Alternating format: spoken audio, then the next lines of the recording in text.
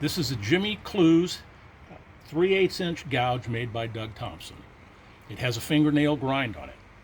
We're going to put this into a jig, and then we're going to sharpen it and show you how easy that is. We have all of these little blocks here for various style grinds. So I have this one particular jig here.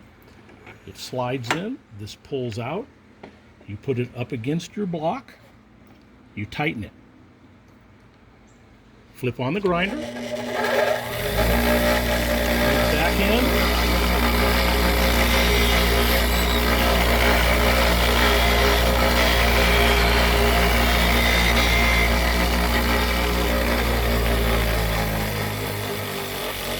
and to take off that little sharp edge in the back, I do that, and we now have a freshly sharpened gouge, and it is very simple to do.